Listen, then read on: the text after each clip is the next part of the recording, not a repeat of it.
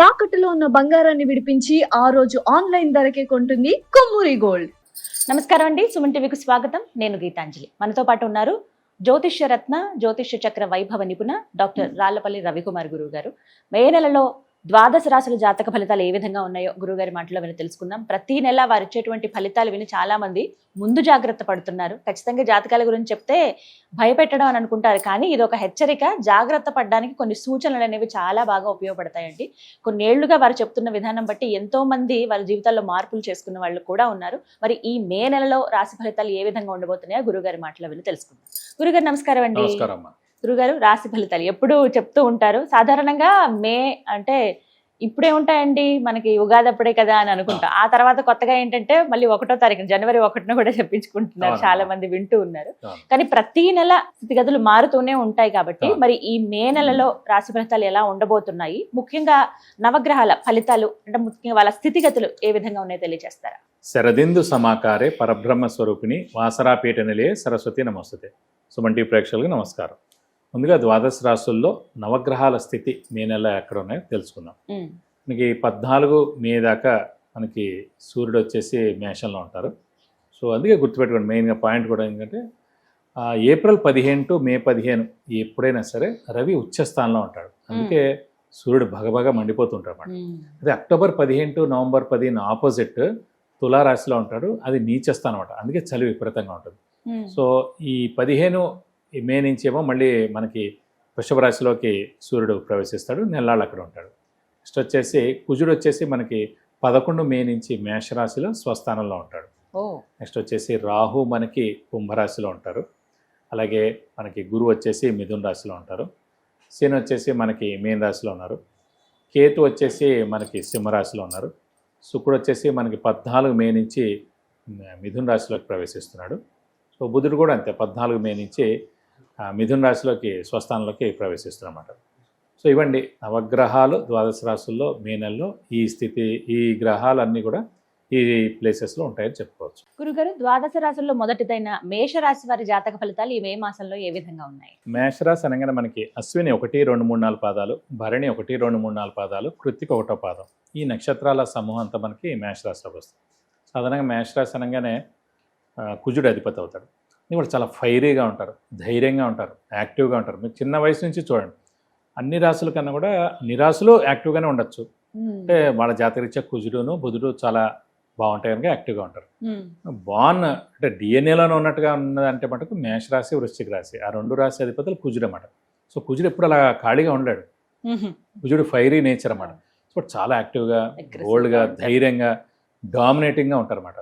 So ఈ రాశి వాళ్ళు కూడా అందుకే ఆ కుజుడు వేడి కాబట్టి వాళ్ళు ఎక్కువ వాటర్ కూడా తక్కువ తాగుతారండి యాక్చువల్గా.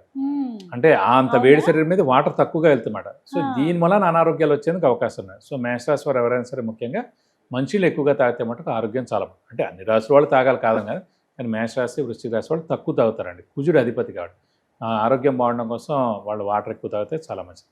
వీళ్ళకి ఇష్టమైన దేవుళ్ళు కూడా ఒకళ్ళు శివుడు, ఒకళ్ళు ఆంజనేయ స్వామి అనమాట. ఈ ఇద్దరు దేవుళ్ళు మటుకు చాలా ఇష్టమైన దేవుళ్ళు ఉంటారు వీళ్ళకి. సో వాళ్ళని ఆరాధిస్తే వాళ్ళకి చాలా మంచి జరుగుతుంది మేడం. సో మనం ఈ ఫలితాల్లోకి వచ్చేటప్పటికి ముఖ్యంగా ఏ స్థానంలో శని ఉండడం చేత స్ట్రెస్, స్ట్రెయిన్, మానసిక ఆందోళన, నిద్ర తక్కువగా పట్టడం, ఆలోచనలు ఎక్కువ అవడం, సో ఖర్చు ఎక్కువగా ఉండడం. ఎందుకంటే ఖర్చు స్థానం, మెయిన్ ఖర్చు స్థానం, నిద్ర స్థానం అదనమాట మెయిన్గా వ్యయస్థానం అంటే. ఆ వ్యయస్థానంలో పాపగ్రహమైన శని ఉండడం చేత ప్రతిన ఖర్చు, అనవసరమైన ఖర్చులు ఉండడం, అలాగే నిద్ర తక్కువగా పట్టడం, ఎక్కువగా ఆలోచించడం, ఇవన్నీ జరుగుతుంటాయి. అలాగే తృతీయ స్థానంలో మనకు గురువు ఉన్నాడు. తృతీయ స్థానంలో గురువు ఉండడం చేత ఏంటంటే జనాల సహాయ సహకారాలు, కమ్యూనికేషన్ స్కిల్స్, రైటింగ్ స్కిల్స్ మెరుగుపడడం. ఫర్ ఎగ్జాంపుల్ కమ్యూనికేషన్ స్కిల్స్ అన్నా కూడా, రైటింగ్ స్కిల్స్ అన్నా కూడా కంటెంట్ క్రియేటర్ ఉంటారు, వాళ్ళంతా రైటింగ్ రిలేటెడ్. అలాగే మెయిన్ మీరు యాంకర్గా ఉన్నారు, సో యాంకర్ అంతా కూడా కమ్యూనికేషన్ స్కిల్స్ మెరుగుపరచుకోవడం. సో ఇవన్నీ కూడా ఈ ఏడాదంతా కూడా బాగా వాళ్ళకి అంటే బాగా వచ్చిందని చెప్పుకోవచ్చు. సో ఈ మెయిన్గా ఈ డబ్బింగ్ ఆర్టిస్టులు కానివ్వండి, ఈ యాంకరింగ్ కానివ్వండి, కంటెంట్ క్రియేటర్ కానివ్వండి, రైటింగ్ ఏదైనా సరే స్క్రిప్ట్ రాసేవాడు కానీ వీళ్ళందరూ కూడా సరైన సమయం, బెస్ట్ సమయం అనమాట. సో వాళ్ళని తప్పకుండా వాళ్ళకి మంచి సమయం చెప్పుకోవచ్చు. వాళ్ళ పనిని తప్పకుండా గుర్తిస్తారు కూడా. అలాగే మెయిన్గా తృతీయ స్థానం అనేది మెడకు సంబంధించింది అన్నమాట. సో గోల్డ్ అనేది కూడా మళ్ళీ గురువే కారకుడు, బంగారం కూడా. ఇదే చూడండి గోల్డ్ కలర్ అంటారు చూడండి. అవును. సో గురువు కలర్ కూడా ఎల్లో అనమాట, ప్యూర్. ఉమ్. సో తృతీయ స్థానం అనేది మెడ ప్లస్ గురువు అనేదేమో బంగారానికి కారకుడు. ఆ తృతీయ స్థానంలో గురువు ఉండడం చేత ఖచ్చితంగా మేషరాశి వారు ఈ నెలలో బంగారం కొనేందుకు అవకాశాలు ఎక్కువగా ఉన్నాయి. ఉమ్. ఇది కాకుండా మెయిన్గా వ్యయ స్థానంలో శని ఉండడం చేత విపరీతమైన తిరగడం, ఉమ్. అంటే ఎక్కువగా ట్రావెలింగ్ ఉండడం, ఇవన్నీ కూడా జరుగుతుంటాయి. అంటే అక్కర్లేని పని అయినా సరే ప్రతి పని కూడా 2-3 సార్లు చేస్తే కానీ జరగదు. సో ఇంకోటి అంటే మెయిన్గా గురువు తృతీయ స్థానంలో ఉన్నప్పుడు దైవబలం దైవానుగ్రహం తక్కువగా ఉండేటప్పటికి ఏంటంటే ఏ పనైనా సరే పెండింగ్ పెట్టడం, పోస్ట్ పోన్ చేయడం, డిలే చేయడం, ఇలా ఉంటుంది అన్నమాట వ్యవహారం. గురుబలం బాగుంది అనుకోండి, సో గురువు అనే గ్రహం అంటే మెయిన్గా 2, 5, 7, 9, 11 స్థానాల్లో ఉన్నప్పుడు గురుబలం ఉన్నట్టు. సో అప్పుడు గురువు చాలా బాగున్నాడు. అప్పుడు వెళ్ళేటప్పుడు ఒక్కసారి వెళ్ళేప్పుడే పని అయిపోతుంది. అయితే సరైన ప్లేస్కి సరైన వ్యక్తిని కలవడంతో కూడా పని అయిపోతుంది. ఇప్పుడు సరైన వ్యక్తిని కలిసినా సరైన ప్లేస్కి వెళ్ళినా కూడా అక్కడ కరెక్ట్గా ఆ టైంకి అతను ఉండకపోవడం, అయితే మనకు రావాల్సిన జాబ్ వేరే వాళ్ళకి వెళ్ళిపోవడం, ఇలాంటివన్నీ జరుగుతుంటాయి అన్నమాట. సో గురుబలం అనేది చాలా ఇంపార్టెంట్ దాని గురించి. సో ప్రస్తుతం అనేది వీళ్ళకి ఏలినాటి సైడ్ ఎఫెక్ట్ బాగా ఉండడం, అలా గురుబలం తక్కువగా ఉండడం చేత కూడా విపరీతమైన ఇంపాక్ట్ ఎక్కువగా ఉంది. కనీసం జూన్ 2 వస్తే కనుక గురువు మిథున రాశిలో నుంచి కర్కాటక రాశిలోకి మారుతాడు, అది చతుర్థ స్థానంలోకి వస్తుంది. సో అప్పుడు పర్వాలేదు అన్నమాట. సో అలాగే విద్యార్థులు ఎవరైనా కూడా సరే జూన్ 2 తర్వాత నుంచి వాళ్ళకి అద్భుతంగా ఉంటుందని చెప్పుకోవచ్చు. ప్రస్తుతం కొంచెం మిశ్రమంగా ఉంది. సో ఏ పోటీ పరీక్షలు అయినా సరే, అయితే ఎగ్జామ్స్ అంటే మెయిన్ ఎగ్జామ్స్ రాసినా సరే, దాని రిజల్ట్స్ వచ్చినా సరే, లేదంటే అడ్మిషన్ టైంలో అయినా సరే జూన్ 2వ తారీఖు వస్తే కనుక అప్పటి నుంచి మటుకు విద్యార్థులు చాలా బాగుంటుందని చెప్పుకోవచ్చు. అలాగే ఏంటంటే ఈ వివాహం కానివ్వండి, సంతానం, ఇవన్నీ కూడా ఇంకా పోస్ట్ పోన్ అయింది. ప్రస్తుతం గురుబలం లేదు. సో ఈ ఏడాది ఇంకా వాళ్ళకి లేదంటే చెప్పుకోవాలి. బాగా కష్టపడితే కానీ వివాహ విషయంలో ముందుకు వెళ్ళదు. వాళ్ళకి ఫస్ట్ ఇంట్రెస్టే ఉండదు. ఇప్పుడైతే మీకు రూల్ ఒకటే గుర్తుపెట్టుకోండి, గురుబలం ఉన్నప్పుడే మీకు ఇంట్రెస్ట్ కలుగుతుంది. అది వివాహమైనా సంతానమైనా. సో మీకు ఇంట్రెస్టే లేదనుకోండి, ఈ ఏడాది ఇంట్రెస్ట్ లేదనుకోండి, ఇంకోటి మెయిన్గా ఈ గ్రహాలన్నీ ఈ రాశిఫలాలు ఎంత బాగా చెప్పినా కూడా గురుబలం ఉన్నా కూడా వాళ్ళకి ఉందని మనం చెప్పగలుగుతాం. ఈ జ్యోతిష్ అనే సూచన మాత్రమే. ఫైనల్గా ఆ వ్యక్తికి మనస్ఫూర్తిగా రెడీగా ఉండాలి. ఎస్ నేను రెడీగా ఉన్నాను వివాహం చేసుకోవడానికి అని అన్నప్పుడే వివాహం అవుతుంది. సో అది వాళ్ళకి లేనప్పుడు మటుకు అవ్వదు. కాబట్టి ఏంటంటే ఖచ్చితంగా మీకు ఉండాలి అనిపించాలి. లేదంటే కన్యాదానం చేసే యోగ్యత ఆ తల్లిదండ్రులకి, ఆ రాశి వాళ్ళకంటే ఇదే గురుబలం ఉన్న రాశులు ఉన్నాయనుకోండి కొన్ని, ఆ తల్లిదండ్రులకి వాళ్ళ జాతకరీత్యా సరే ఆ అమ్మాయి పెళ్ళి అవుతుంది అన్నమాట. అలాగే ఇప్పుడు ఏలినాటి నడుస్తుంది మేషరాశి వారికి. సో ఖచ్చితంగా వాళ్ళకి అమ్మాయిలకైతే పెళ్ళి అవుతుంది. ఎందుకంటే గురుబలం తక్కువ అయినా కూడా వాళ్ళకి స్థానచలనం ఉంది కదా ఏలినాటి అనేది. ఈ స్థానచలనం అనేది ఇల్లు మారడం అన్నమాట. ఇల్లు మారడం అంటే అత్తగారింటికి వెళ్ళడం అనేది. సో ఆడపిల్లలకైతే ఇది స్థానచలనం ఏలినాటి హెల్ప్ అయ్యి వాళ్ళకి వివాహం అవుతుంది అన్నమాట. మగపిల్లలకి అయితే కొంచెం కష్టం. అంటే ఈ ఏడాది అయితే కష్టం, మళ్ళీ తర్వాత కూడా చతుర్థ స్థానంలోకి వస్తాడు, అది కూడా మామూలే, మీడియమే. సో నెక్స్ట్ ఏడాది అయ్యేందుకు అవకాశాలు ఎక్కువగా ఉన్నాయి.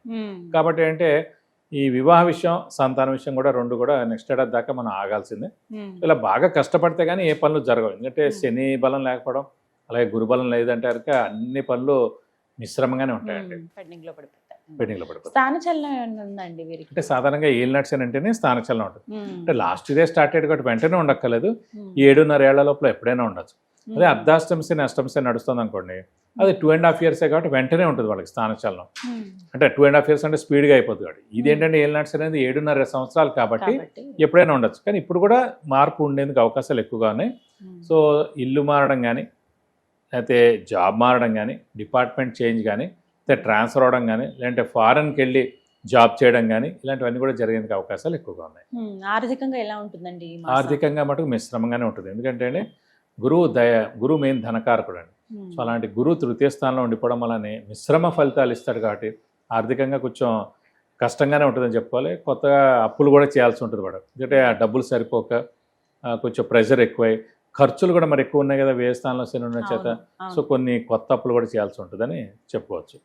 మరి ఈ మాసంలో వీరు చేసుకోవాల్సినటువంటి పరిహారం? మీరు ప్రస్తుతం శని కన్నా ముందుగా మెయిన్గా గురువుకి చేసుకుంటే మంచిది. ఎందుకంటే శని అనేది 7.5 సంవత్సరాలు కాబట్టి ఇంకా 1 year అయింది కాబట్టి ఇంకా 6 years దాకా ఉంటుంది కాబట్టి 6.5 మెయిన్ మటుకు వీళ్ళు గురువుకి చేసుకుంటే మంచిది. గురువు అనేది అంటే ప్రస్తుతం గురుబలం తక్కువగా వీలైతే ప్రతి గురువారం ఉపవాసం, దానికి ఖర్చు అయితే ఏం లేదు.